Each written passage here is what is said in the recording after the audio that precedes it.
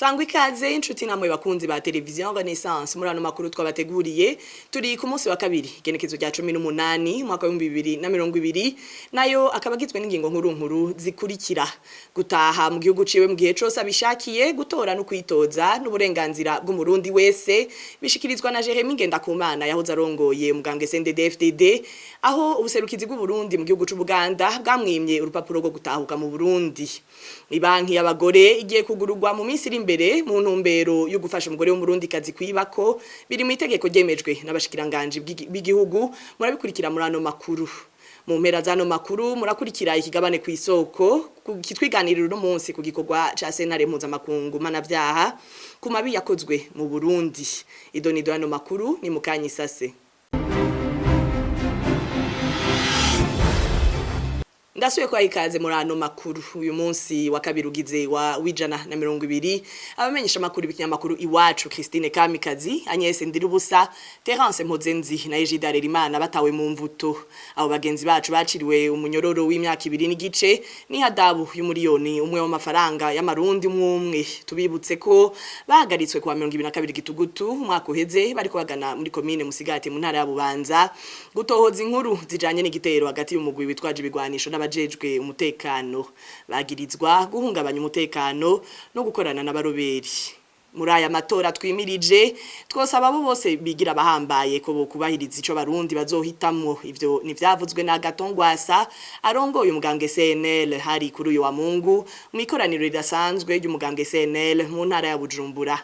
Agatongwasa yarahejeje gutorwa ngo azoserukira umugambwe mu matora yo muri Rusama uwo mwaka turimwo tumukurikire. Nyuma y'iri koraniro kaminuza ridasanzwe ry'umugambwe wacu tugiye kwinjira yezina mwihiganwa ry'amatora. Ivyo tuzobikora mu gushikiriza abarundi n'abarundi bo mu mihingo yose imigambi twizeye ko yodushoboza twese hamwe gushayura ubu Burundi bwacu. Abiyumvira ingimba cyo kimwe n'ababoshwe n'amacakubiri yo muri kahise nibateshwe bate kuko igihugu cacu ntigikeneye ingufu zo gusambura no kwica, ahubwo gikeneye ingufu zishizwe hamwe mu bumwe n'urukundo kugira cubakirwe ku mushinge w'amahoro kuri iterambere rirama kandi rya bose bishinga imizi koko. Umwe wese arakwiye kandi ategerezwa kumenya ko atawaremewe kugirirwa nabi cyane kubaho nabi. Nta n'uwaremewe gutotezwa, gusuzugurwa, kurenganywa nk'uko atanuwufise uburenganzira bwo kugira nabi abandi. Umurundi wese yipfuza kubaho neza no kwidegemvya. Reka rero tuje mu matora kandi abiyumvira ko bahambaye tubasabe baze bubahirize ico abarundi bazoba bashinze kuko iryo gitwaza ngabo bingana n'iry'umushikiranganje bikangana n'iry'umushomeri bikangana n'iry'umwungere cyangwa iry'umwirimizi. Tukivuga ibijanye na politike muri kigihe c'amatora umurundi wese arafise uburenganzira bwo gutaha mu gihugu ciwe mu gihe cose abishakiye arafise kandi n'uburenganzira bwo gutora no kwitoza. Jeremy Ngendakumana yahoze arongoye umugambwe CNDD-FDD yagiriza ubutegetsi bw'u Burundi gufata ubwo burenganzira nk'akarusho akaba bivuze mu gihe ubuserukizi bw'u Burundi mu gihugu ca Uganda bwamwemye urupapuro rwo gushika mu Burundi aho yipfuza kuja mu matora.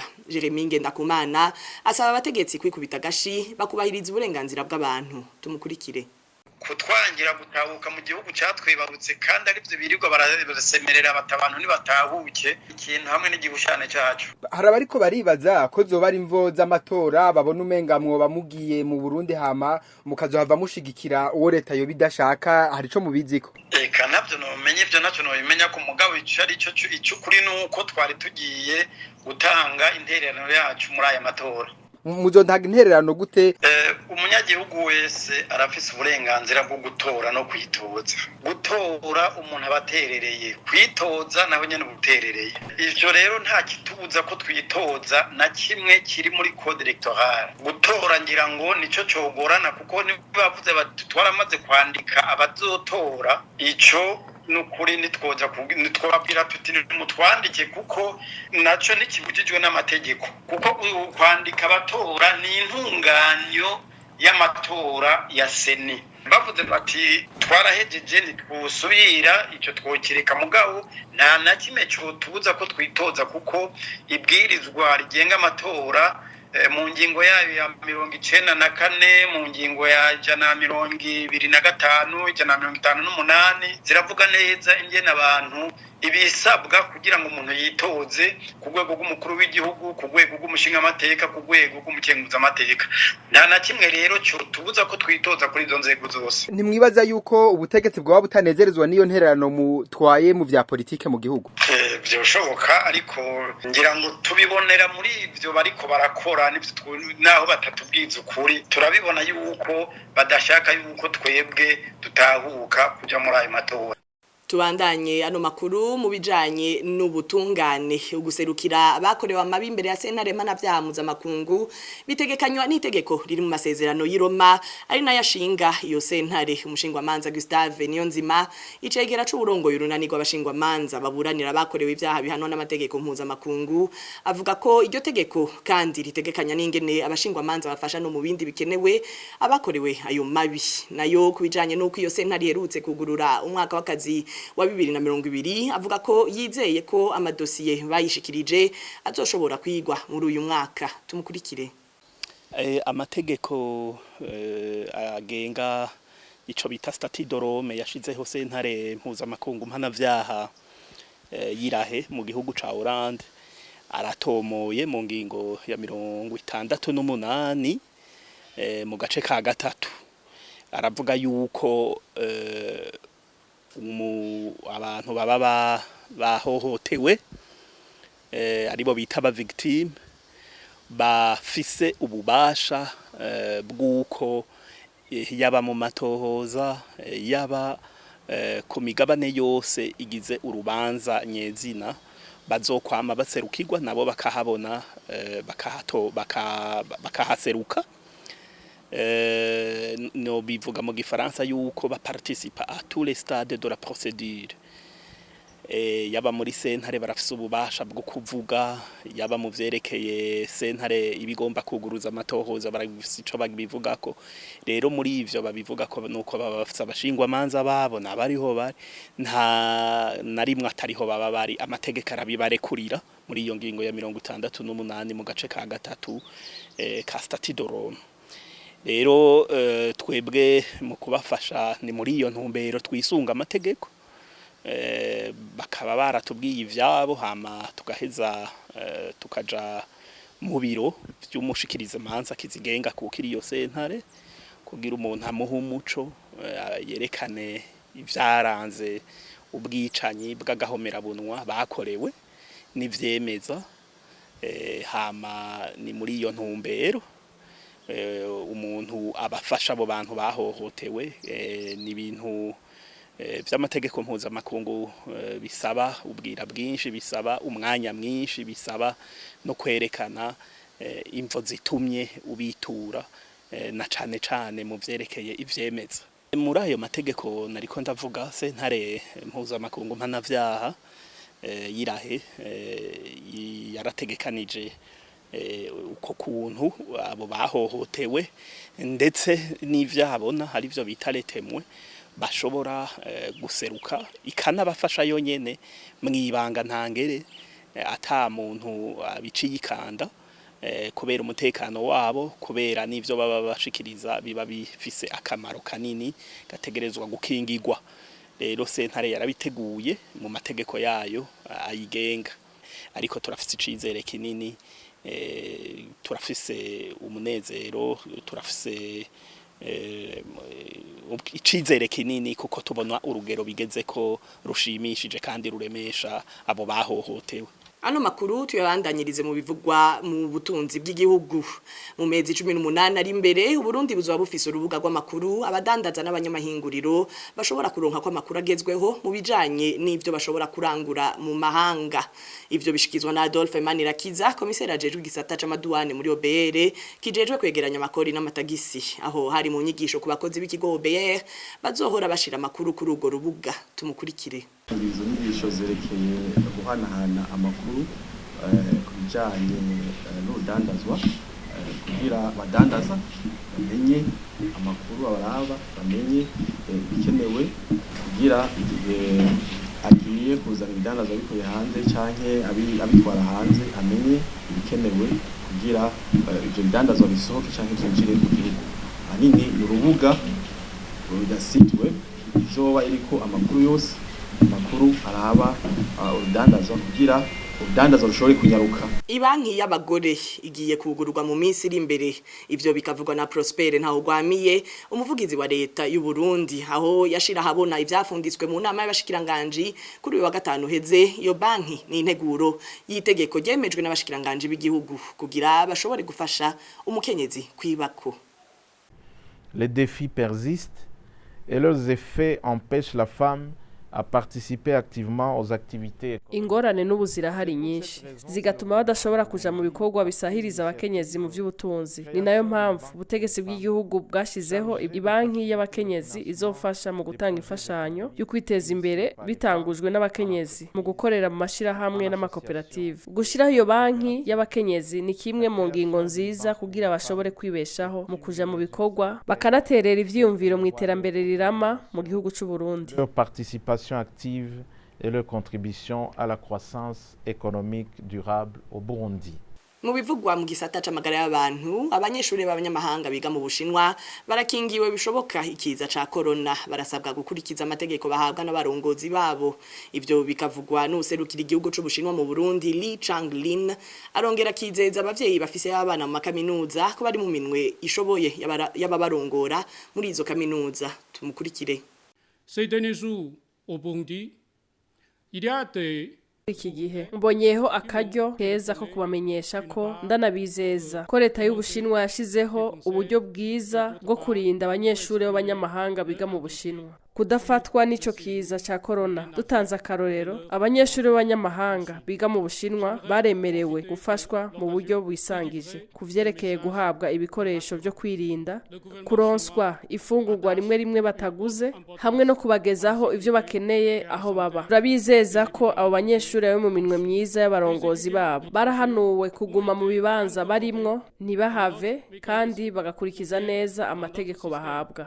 Sur place et de suivre strictement des consignes. Mu bivugwa mu gihugu kibanye c'u Rwanda naho umwaka wa 2018 na 2019 yabaye imyaka yaranzwemwo ibihe bigoye ku gihugu c'u Rwanda. Paul Kagame umukuru w'igihugu c'u Rwanda avuga ko ivyo bihe byaturutse ku gihugu kibanye c'u Buganda aho bufasha abatera igihugu c'u Rwanda akaba yabivuze mu mwiherero ugira 17 w'indongozi z'igihugu c'u Rwanda wabaye mu mpera zino ndwi dusozereye. Uwo arongoye igihugu c'u Rwanda agasaba abanyarwanda kwirinda kuja mu gihugu c'u Buganda mu gihe ibibazo biri hagati y'ivyo bihugu bitaratorerwa umuti. Tumukurikire. Buri hari ibintu twagiye tunyuramo muri 18 na 19 n'ubu bimwe bitukinyuramo. Ibibazo twatewe n'abanya-Uganda baturanyi mu majyaruguru hari bahora ngo bashaka ko tuba uko babishaka. Ngo abategeka Uganda bategeka n'u Rwanda. Iyo bumvaga bari bakwiye kuba bazi ko ibyo bidashoboka kuko turaziranye baratuzi turabazi bazi ko bidashoboka.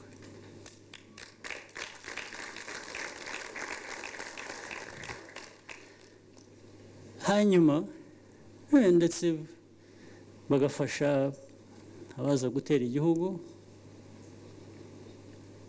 abo turabafite mujya mubabona bajya mu bucamanza bajya mu nkiko. Abandi ntabwo bagize amahirwe yo kugera mu nkiko. Icyo mvuga nacyo muracyumva. Yes. Abenshi ntabwo babonye amahirwe yo kugera mu nkiko. Urubanza rwaciriwe aho bari urebye nubwo abanyayuganda badusaba ngo dufungure imipaka nibo bayifunze bate igihe buri munyarwanda wese wambuka umupaka azafatwa agakubitwa akicwa nubwo abanyayuganda badusaba ngo dufungure imipaka nibo bayifunze ariko icyo nanjye mfitiye uburenganzira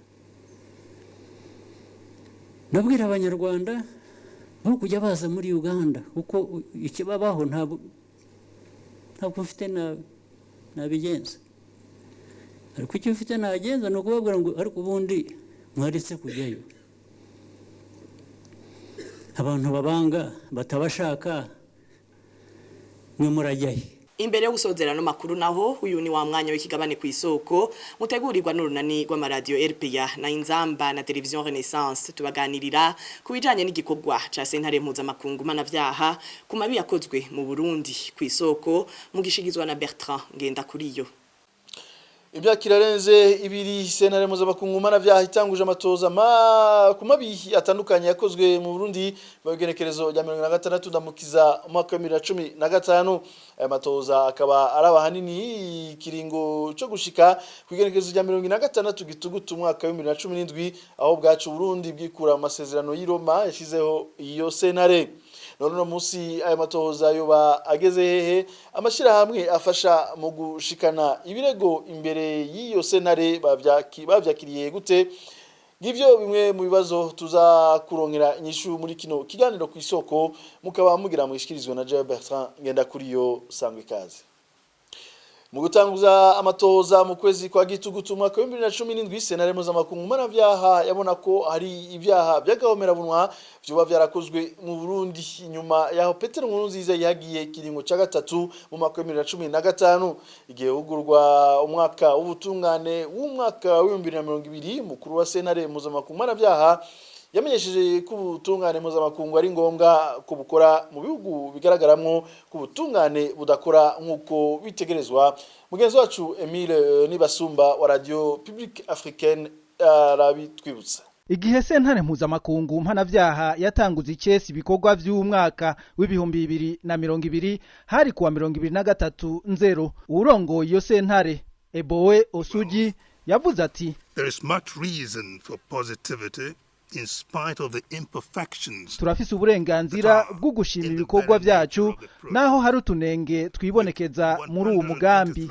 Ati duciye ku bihugu 123 biri mu mihingo yose y'isi vyemera uwo mugambi sentare mpuzamakungu mpanavyaha irerekana ko isi yitunganije mu kugwanya ukudahana abakoze ihonyabwoko ibyaha by'agahomera bunwa ibyaha byo mu ngwano hamwe n'agasomborotso. Mu byaha iyo sentare iri kuragira ko amatohoza harimo ivyakorewe mu Burundi kuva muri ndamukiza mu bihumbi 2015. Mu gutanguza amatohoza iyo sentare yavuze ko ifise ibimenyetso bihambaye vyerekana ko ubwicanyi ugupfungira abantu busa ukubaboreza igufa ugushurashuza ku nguvu abakenyezi n'abigeme hamwe no kunyuruza abanyagihugu vyakozwe mu Burundi. Abakozi n'inzego vya leta hamwe n'imbonerakure bakaba aribo badomwa ku rutoke. Mu kwezi kwa gatandatu guheze umuvugizi w'iyo sentare Fadi El Abdallah yavuze ko amatohoza bandanya ariko ko abera mwibanga. Acamenyesha kandi ko hari uburyo bwinshi bwo gufata bagirizwa mabi. Il y a des personnes qui se sont remis elles-mêmes. Hari abishikanye bo nyene ubwabo imbere y'isentare, hari nabandi muri kahise bahagaritswe bari mu ngendo. Imitahe yaguma mwibanga, imitahe yabo ikerekanwa ari uko bariko barasambishwa n'ubutungane bw'igihugu cemeye gukorana n'isentare. Baba bafashwe batigeze baca nikanda ko hoba hari imitahe yasohowe ibarondera. Umuvugizi wa sentare mpuzamakungu mpanavyaha yaribukije kandi kw'ivyaha iyo sentare ikurikirana bitigera bitigihe.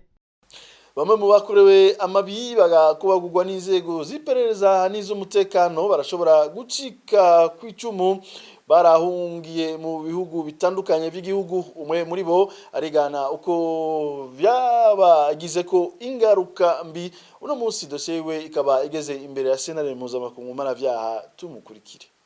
turafite icyizere ko ubutungane mpuzamakungu buzokora akazi kabwo bugaturenganura bucira imanza bakoze amabi atagira izina mu gihugu cacu. Twiteze kandi ko umushikirizamanza mukuru w'iyo sentare asohora imitahe yo kurengukisha abakoze ibyaha by'agahomerabunwa mu Burundi, bityo tukabona ubutungane budahengamye. Tuniteze ugukingirwa kuko imitahe itanguye gusohoka nk'uko basanzwe babikora.